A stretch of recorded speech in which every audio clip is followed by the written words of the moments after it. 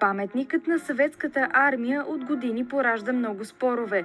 Едни искат да го демонтират, други разрушат, а трети да поднасят цветя на 9 май. През последните години монументите, изобразяващи руската армия, почти не са оставени в естествения си вид, заради различни артистични провокации. Малцина обаче подозират какво се крие под монумента. Намираме се под паметникът на съветската армия, където наистина има огромна зала. Според артисти, това място може да се превърне в музей или пък в галерия. Преди дни анонимната организация Destructive Creation обяви, че мястото може да се претвори в музей, който да разказва за миналото. Просто казано музей, който да информира хората за престъпленията на комунизма.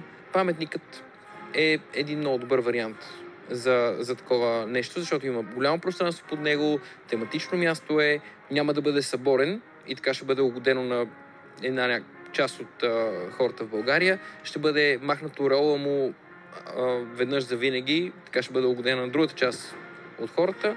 През последните 30 години столичният общински съвет е взимал на 2 пъти решението паметникът да бъде демонтиран. Монументът обаче е собственост на държавата, която има последната дума за неговата съдба. А анонимните артисти искат той да се превърне в атракция, подобна на статуята на свободата в Ню-Йорк. Да се направи на музей, да има стълби догоре, в най-добрия случай асансьор, да може човек да се качи до фигурите и да бъде от една страна атракция, от друга страна много добре информативна, много добре направена информативна точка. Наистина под паметника има кухина, има пространство. Тази кухина със сигурност би могла да бъде използвана за подобен тип обществена сграда.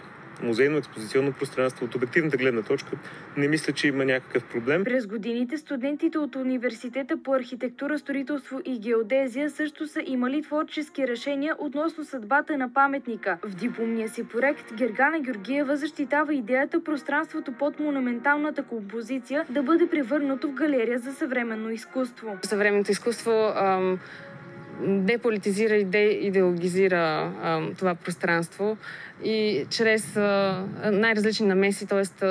отново не се дава конкретен отговор какво може да се направи. Изкуството може да даде отговор и да помогне да се адаптира това място към съвременния начин на живот. В контекста по-широкия на тези градини, на тези паркове, те биха могли да решат идеологически проблем или политически проблем с обективни средства на архитектурата. А докато съдбата на паметника се кове, той едва ли ще остане същият в следващите месеци или години. При падането на соца в Румъния диктатор е убит, в Германия Берлинската стена е съборена, в Югославия Тито все още е в култ, а пък самата страна се разпада с война и се избиват помежду си. Докато тук изрисуваме паметника на съветската армия, го правим на нищо още през 90-те години. Това място се превърна в платно за изразяване на някаква позиция. Превръща това място в един такъв уникален за нас подход към режима, към промените. Това би било жалко да го изгубим. Просто е така, защото